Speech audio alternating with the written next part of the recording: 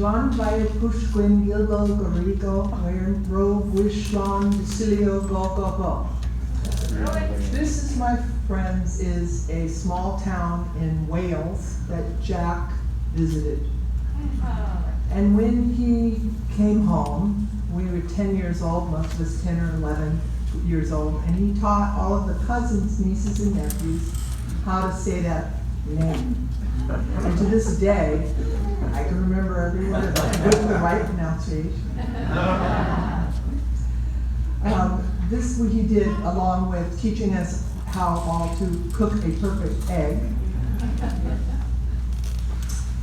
Make a Lincoln's beard with a cork by lighting it on fire and rubbing it on your face. And the three main uses of color wheel. My name is Lori Phillips. I'm from Honolulu, Hawaii. Hi. Hi. And I'm the daughter of Tom Phillips, the second of Jack's three older brothers. So Jack is the youngest of four very handsome and very competitive brothers. I would like to share with you today a few joys and the magic of that Uncle Jack brought to our family, the nieces, nephews, and aunties of all of our relatives. Jack was magic, as you all know. But from a 10-year-old point of view, which is what I'm speaking here today, when he showed up, imagine this, in an MG convertible in the middle of winter with the top down to Fresno, California, he was absolutely electric. Picture this, it's Christmas morning. Jack arrives driving down from San Francisco to Fresno. He has his top down, and in the back of the car are huge silver foil wrapped boxes with holes in them. And out of the holes hang striped legs and arms of Raggedy Ann dolls and Andy. One summer while visiting, Jack came, and I think I was around 12, and he set up slides, a slide projector and a big sheet. In a yard of blankets, he showed us images and told us stories of a place called Europe. We were introduced to the rose window of Notre Dame, the Sistine Chapel, and a guy he met named Shakespeare. It was that very night that I personally knew that there was somewhere else besides Fresno, and I was going there. That was the same warm night that we all saw that village sign of Schlanbar Pushquin Gil Gorigo Rentro Wishlan Basilio Go Go Go.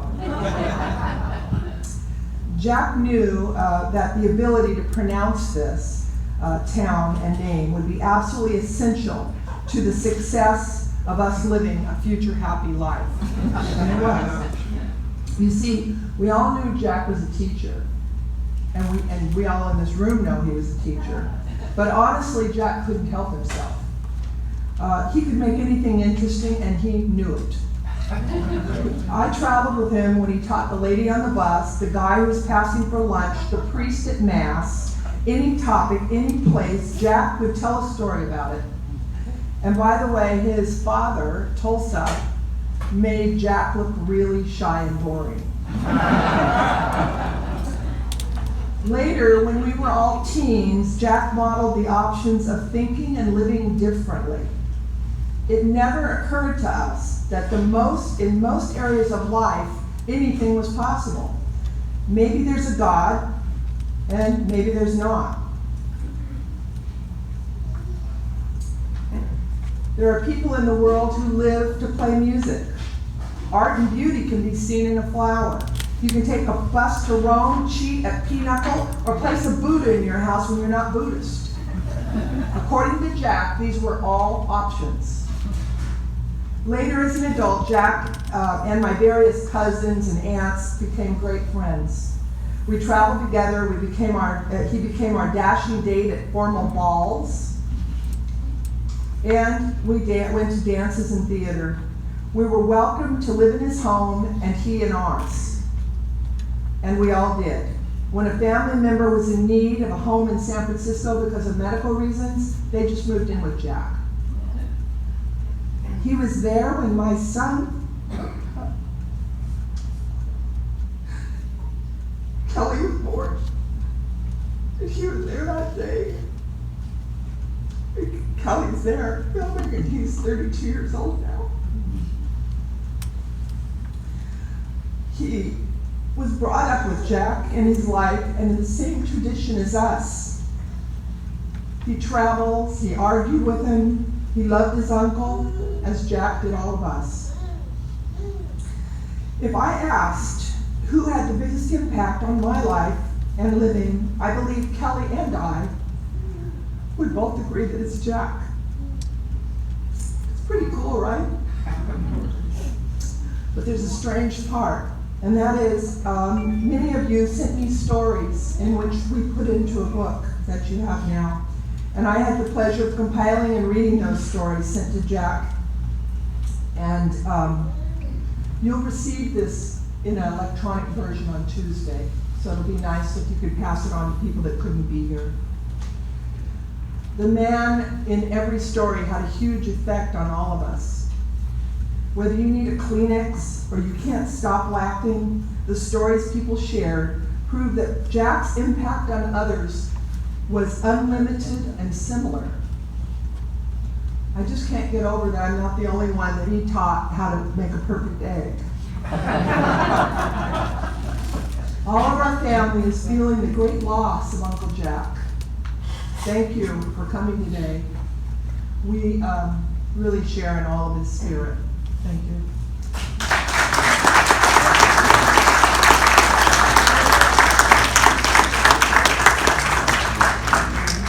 My name is Cheryl, and I've been a friend of Jack's for about 20 years. You might read in the book that he hated me before he even met me, but long story. So this is a poem that he included in his trust and wanted everyone to know. Oh God, I didn't think I'd cry. Wanted everyone to know how dear you all were, family and friends. So the poem is called Epitaph by Merritt Mongoy. When I die, give what's left of me away to children and old men that wait to die. And if you need to cry, cry for your brother, walking the street beside you.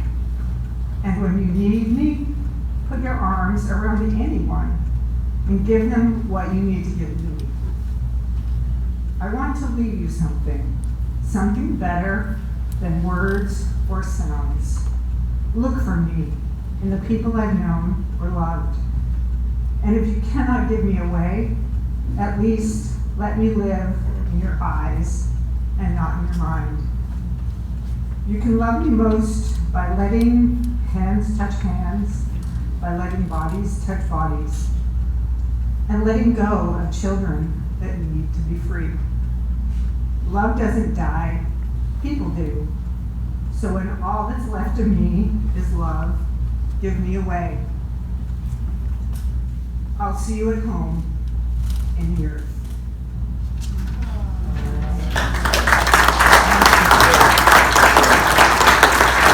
And my partner, Patrick Champagne, and I have been friends of Jack since the mid-1990s. We are part of an organization of LGBTQ runners and walkers. We are Baylands Front Runners, which was founded in 1991 as a local chapter of International Front Runners. And we meet at the Palo Alto Baylands every Saturday at 9 a.m. and you are all welcome to join us. Jack became a member in March of 1996, and I became a member in July of 1996, 25 years ago. Jack was a walker, and at the time I was a fairly competent runner. Not now. So we didn't really meet on the course, but we did ultimately connect at coffee after each of the Saturday runs. And at age 58, Jack was 12 years my senior, but had a lifetime of experience as an out gay man. And I was 45, and I had 1 year of barely being out. And so Jack was fascinating to me. and incredibly helpful. So today I've been asked to speak as a frontrunner about Jack, what he meant to us and what frontrunners meant to Jack.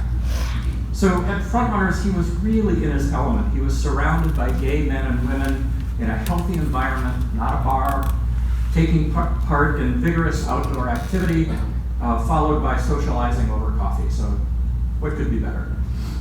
He could bring friends to Frontrunners, and he actually had 24 of those friends join the club. So he still owns the prize for recruiting most members.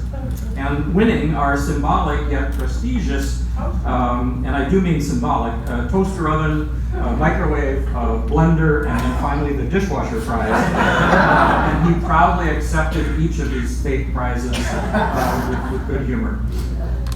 I also want to encourage you to read every word in this. I had a chance to receive the PDF yesterday, and so I did read this yesterday, and it's just astounding. It's so inspiring, and as you read them, an experience or a scenario, an aspect of Jack will shine through and resonate. And as Lori said, it's uncanny how Jack could play variations on a theme with each one of us, one at a time, and all the time we're thinking we're the only one getting this, experiencing this. And so in the reminiscences, Jack's great-great-nephew, Logan, wrote, "He made you feel important and included when you spoke to him. He made you feel important and included when you spoke to him. And I believe that's because you actually were important and included when you were with Jack." Bit of a change of topic. Yesterday I chatted with our friends Jane and Tracy. Here they are. Both of whom would walk with Jack on Saturdays, but Janie was the speed walker who brought out Jack's competitive side. So it was amazing to see them power around this 5K course together for many years. And Janie told me yesterday that the conversations with Jack made the time just fly by. And I'll bet you Jack would say the same thing. So out of the Baylands, Jack combined the things he loved: healthy exercise, good conversation, sharing ideas, being with good people. So for me, yesterday morning at 2 a.m., I woke up and sat up bolt upright, thinking about today's celebration and what I would say. And as my thought drifted back to 1997 or so, I vividly remember Jack telling me at coffee one Saturday about reading Andrew Sullivan's controversial book called Virtually Normal, an argument about homosexuality. He quoted a passage where Sullivan described his own hormone-induced teenage feelings as he wrestled with the recognition that he was homosexual. And thanks to the internet and Google, here is the passage from Sullivan describing his feelings about this recognition. "It was like getting on a plane for the first time, being exhilarated by its ascent, gazing with wonder out the window, seeing the clouds bob beneath you, but then suddenly realizing that you are on the wrong plane, going to a destination which terrifies you, and you can't get off." And Jack just stared at me when he delivered that. And that's exactly how I remember Jack accurately quoting it. So, oh no, this made me really uncomfortable. And Jack could do that to you. He could articulate an idea that you hadn't thought of, probably weren't ready for at that moment, but in the end and over time, you were grateful for the nudge, or in my case, the push. And this would be one of my first encounters with Jack's intellect. The thing was, his intellect was paired with a love of humanity and therefore his love of you. Frontrunners allowed Jack's care for others and his innate hospitality. to thrive. For many years, he was formally in charge of hospitality for the club.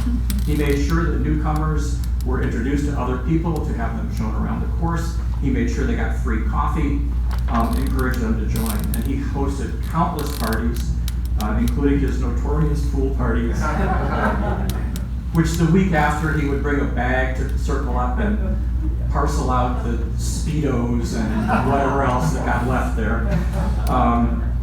And he regularly opened his home to a bunch of sweaty runners once a month for a business meeting. So 20 years ago, and also for hospitality, 20 years ago, wearing one of his tuxedo ensembles, Jack emceed our 20th anniversary party right here, right at this very podium. And he made it look effortless, and for him, it probably was. One Note Jack, same thing all over, okay. One Note Jack never gave up his quest to rename Baylands Frontrunners to Baylands Frontrunners and Walkers. He was so passionate about this, arguing every time for years about how it was more inclusive and would appeal to folks who never saw themselves as runners or even joggers. And I don't hold out a lot of hope for Jack's campaign that will let us succeed in renaming our club, but in practicality, he won. So we've aged as a club, and most of us who were formerly young whippersnappers are now contented or nearly contented walkers. And he'd probably bite his tongue right now to stop from saying, "I told you so." I wondered whether I should include this, but I'm going to. So when Jack was in his mid-60s or so, he decided, at the urging of his good friend and neighbor, who was an accomplished plastic surgeon, to get a facelift. And he told me about it, so I assumed that he told everybody about his plans, and I think that was largely true. I think people knew he was going to do that. And so he disappeared for a couple weeks and had the work done. So the week before he returned to the Saturday run, I was talking with mutual friends, and they asked me if I had seen Jack yet post-op. And I snarkily said, no. Does he look like someone who won a Jack Phillips look-alike contest? And they both laughed and said, yes, he does. So Jack turned up the following Saturday, of course, looking great, and ever so slightly refreshed, handsome as ever Jack, outwardly and, of course, inwardly authentic. So we will miss Jack's handsome presence, but if we seek and find in each other the humor, the intelligence, and the hospitality, and recognize the same grace and authenticity that we saw Jack embody, he will be with us forever. Thank you.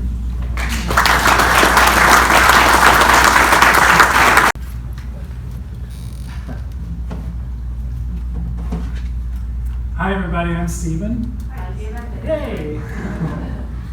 And I met Jack a few years ago with Frontrunners, and we became instant friends because of our love of theater. Great lesbians. Many nights we were concocting how to do various shows. And of course, he always had the reason why it should be done this way and not that way. I teach at Menlo School over theater there, and he was a big part of my life in that program over there. In fact, the last show I just did, I dedicated to Jack before he passed. So, and we have a brand new theater and a beautiful painting that he's donated to us. Will be in the theater, so that's great. Yes, he did know a fellow by the name of William Shakespeare.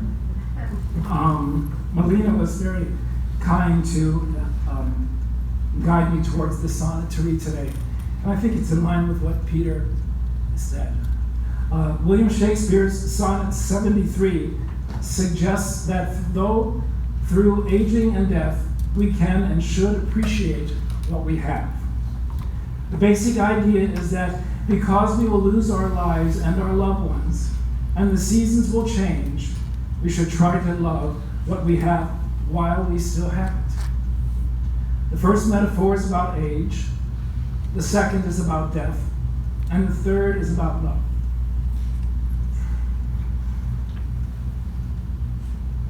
Shakespeare uses the metaphor of a tree in the fall as he compares himself to the tree. He uses the metaphor of night for death. Sonnet 73, that time of year thou mayest in me behold, by William Shakespeare. That time of year thou mayest in me behold, when yellow leaves or none or few do hang upon those boughs which shake against the cold, bear ruined choirs where late the sweet birds sing. In me thou seest the twilight of such day as after sunset fadeth in the west, which by and by black night doth take away, death's second self, that seals up all unrest. In me thou seest the glowing of such fire that on the ashes of his youth doth lie, as in the deathbed whereon it must expire, consumed with that which it was nourished by. This thou perceivest, which makes thy love more strong, to love that well which thou must leave ere long. God bless you, Jack.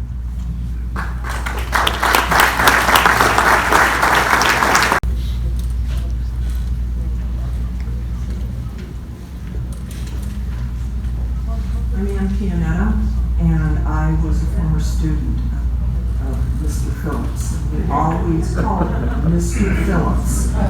So that shows you how old I am. In 1968, I was a sophomore at Palo Alto High School. My family was involved with participating in international exchanges, and we were hosting a student from Mexico. Both Lula and I were students of Mr. Phillips that year, and we just thought the world of him. He was such a fun teacher. Lula and I liked him so much that we even invited him for dinner at my parents' house. Mr. Phillips always came to class dressed in a suit and tie and had a professional yet friendly manner about him. In class discussions, he was always able to let everyone have their point of view. I felt he was very caring and a concerned teacher, and he was very easy to talk to. As a senior, I was in his advanced English class. At the beginning of the school year, I remember him asking the class how many people knew how to write an essay. Only 2 people raised their hands to his dismay. So we wrote and wrote and wrote that year. Of course, his punishment for giving us all this homework was that he had to read and grade every essay. And he really disliked that. When we studied Chaucer's Canterbury Tales, he made us memorize and recite the opening page in Middle English. Then he had us divided into groups and made us act out the different stories. In the springtime, Mr. Phillips was in charge of the Shakespeare Festival at the school. I can remember him letting me out of class so I could research and design a dress for the event.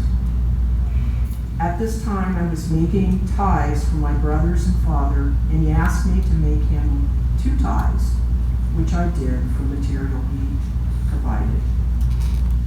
Mr. Phillips was the type of person you always wanted to have as a friend. On occasion, I would stop by the school to say hello. He always remembered me and was glad to see me. He will be greatly missed. Thank you. Thank you, and everybody else who spoke. Got me a little choked up. But when I get emotional, I get vicious with a bell. So I'd like to ask whoever would like to come up, just say a few words. I'll try not to be too severe. Help yourself. Break the ice. My cousin Lori asked me to send something for the book, and I totally forgot that's me, unlike her who gets everything done timely. But I wanted to share, growing up, I have been a single parent for my entire child's life, who was unfortunately in her 40s already. So,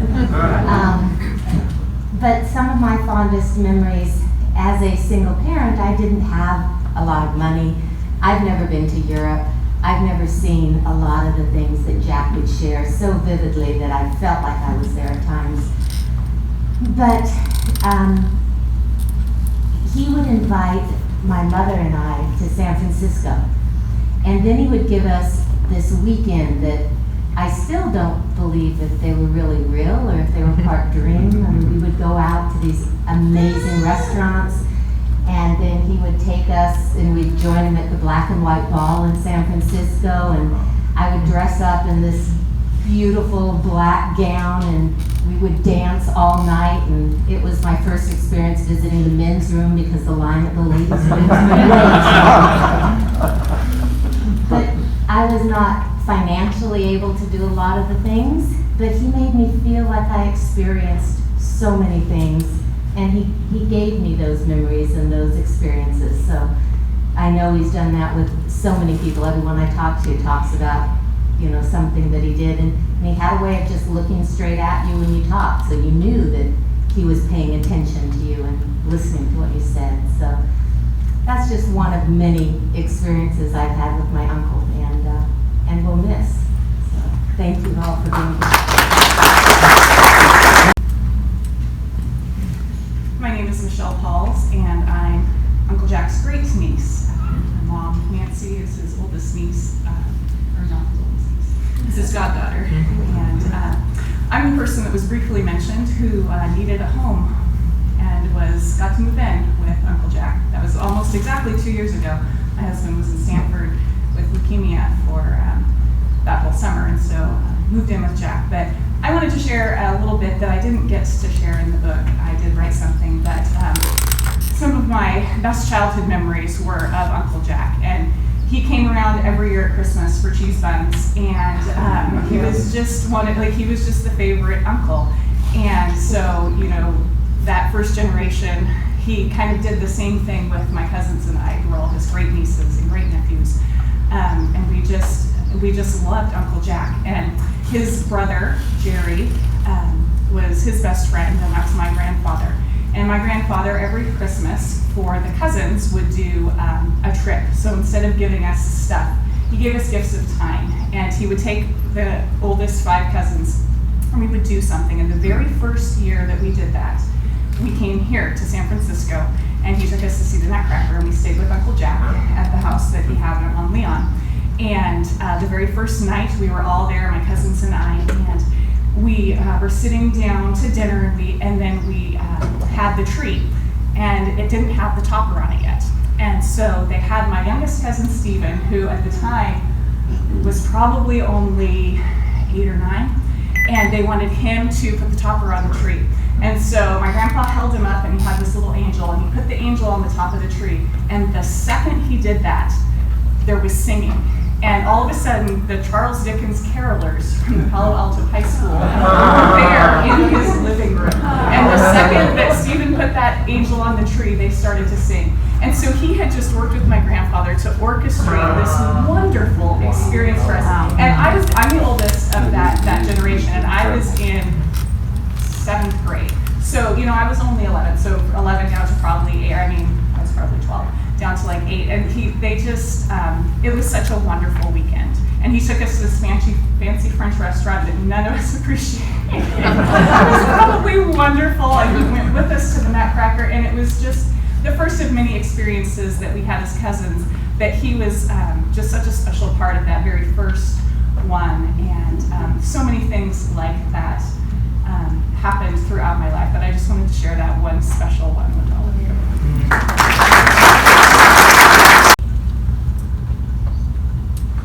Well, all the family's going to come up here, I think. I am Nancy, Michelle's mother, and Jack's goddaughter. And I was very fortunate to have him as not only my uncle, but as my godfather. My very first real memory of Uncle Jack was when I was 10, and my grandparents, his parents, took me to Palo Alto. I think he was living in Palo Alto at the time, and to spend the weekend. And it was my first weekend ever away from home, and I got homesick. But he would not let me call my mother, even though I was crying. No, she's 10 years old, she can do this. And I did, and he taught me how to play pinochle.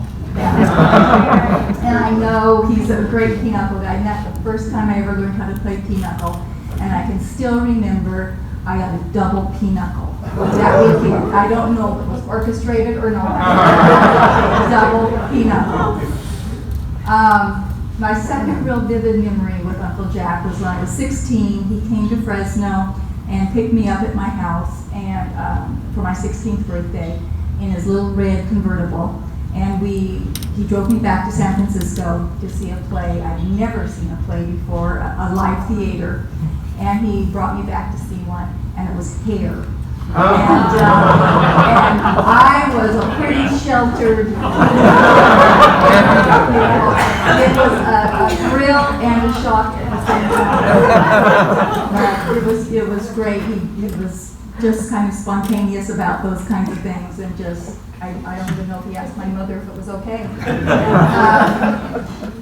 But most recently, my husband and I have done a lot of traveling around the world, and we've lived overseas, but we'd always fly out of, because we live in Fresno, you can't get anywhere from Fresno, so we'd have to come to San Francisco, and San Francisco is where Uncle Jack was.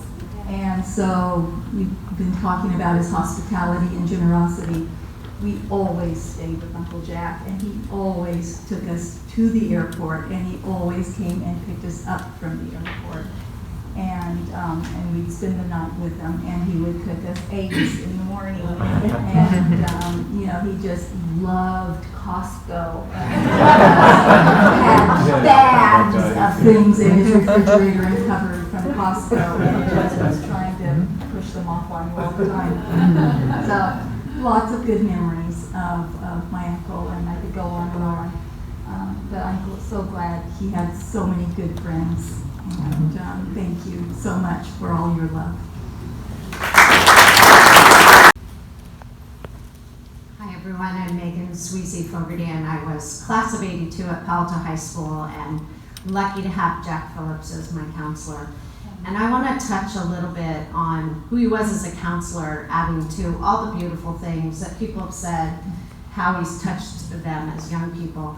I think one of the unfortunate things is we all grow up and we leave school and we never say thank you and go back and say thank you to the people who touched our lives. And, high school counseling must be one of the hardest jobs, and I think it's only gotten harder. But the thing I remember about Jack Phillips is he knew who you were. He walked across the campus and he said hello to you. He asked how things were going. And then when you had those required counseling appointments that you had to go talk to him, he always asked really good questions about who you wanted to be, what you cared about. And I know there's lots of stories of people, one I just forwarded to the family today, who were touched by his love of literature.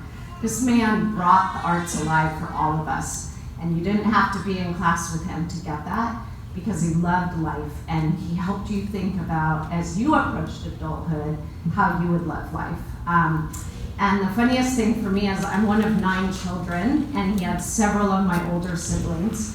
And he was always a little angry that my older sister, Erin, who got into Cornell and Stanford, decided to go to UC Davis. Actually, wisely, my sister thought about the finances of going to a private school. But when I said I wanted to apply to Stanford, he's like, okay, but are you going to go if I get you in? Because otherwise, I'm not going to spend time on you.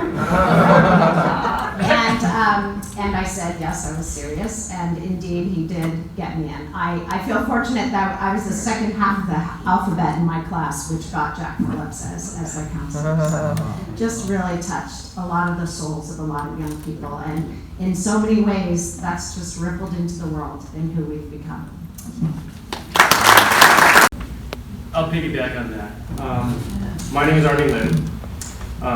For those of you around here, I'm actually a Coverly Valley person. It actually closed down being up there. So in 1980, I did finish Palo Alto High School as a student. 5 years later, I'm back as a teacher. June 4th of this year, I just retired after 36 years. But I was actually kind of looking forward to having lunch with Jack after that. And when I heard about him passing from, I think it was Anna Bilski, it was really hard on me. Because Jack has had a big influence on me, bigger than I really thought about until I realized that he wasn't going to be there for much. When I really first met Jack in '85, he was a counselor, and he had a fabulous reputation for exactly what Megan said. He knew the students. But in '88, '89 or so, Palo Alto had a report which dinged the counselors for not knowing their students. I was like, that's not Jack, that's someone else. And because we restructured things, Jack was all of a sudden not going to be a counselor anymore. He went back to teaching. And so he did finish his career at Palo Alto High School as an English teacher, but boy, was he dynamic. He's really your old school teacher who I really appreciate, and I kind of modeled myself after too, because he wouldn't just care about what he taught, he cared about the person also. And he made it a point to involve himself with the students also. So, one of my favorite pictures that I have of him is him on a donkey, playing donkey basketball. He's got that Jack Phillips smile, which would just light up the room. His charisma was just absolutely phenomenal, and just so engaging as it was. Another lasting memory was when he encouraged students to think a little bit outside the box, and so he actually had his class put on a production of Twelfth Night. Funny thing, Shakespeare. 12th Night, but he did it as a spaghetti western. And I'm thinking, you're kidding. But it was fabulous. It was fabulous. Really, Jack was one of those persons who we just wanted to be around. I think that's part of the reason why we're here. We just knew what kind of an influence it was, whether it was silent or just he was there with you. I really do wish I could have had that lunch. He and I would have some good conversations. When he was retired and I was still teaching there, I've kind of turned into Mr. Palo Alto High School over the years.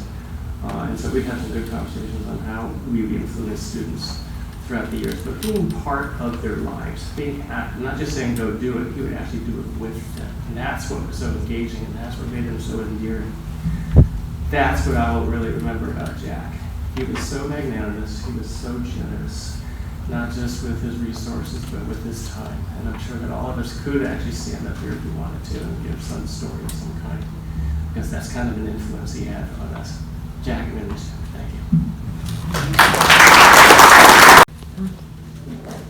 I am Arveda, and I'm your comic relief. These are my notes for what I'm going to say today. I've been packing this around with me. I've been waking up at 4 in the morning and thinking about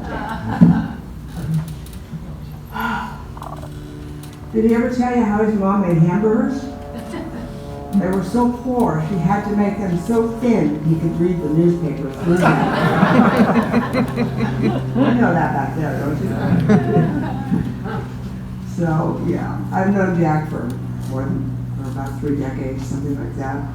Spent 3 or 4 hours around his table on Leon for years, every week, playing pinochle and eating food. He left a big hole in many of our hearts. But what he did to Costco's stock, when we every week we go there, what'd you buy at Costco, Jack? It's like, you whip out a piano or a toaster oven or something like that. So, yeah, just amazing. Does anybody know what this is? Yes, I do. That's the mirror. No. Contrapuntal. Jack taught me about contrapuntal in Rome. He also taught me about pediments. I barely got out of high school, so I was probably his favorite student. But this is a pediment, and there's a line across it. I didn't know that. With Shakespeare, I couldn't understand it ever. He tried. Honest to God, he tried. But yeah, he always tried to teach me, and I always loved him for it. Sometimes it pissed me off. It's like, Jack, let's just have a good time. You have to teach me something all the time. Please. Yeah, he's, last night we played pinochle, and every week when we play pinochle, we write down the date and what we ate, and then of course the scores. And last night we were playing, and Greg said to me a couple times, that just reminds me of Jack, what you just did. It's like, that's the highest compliment.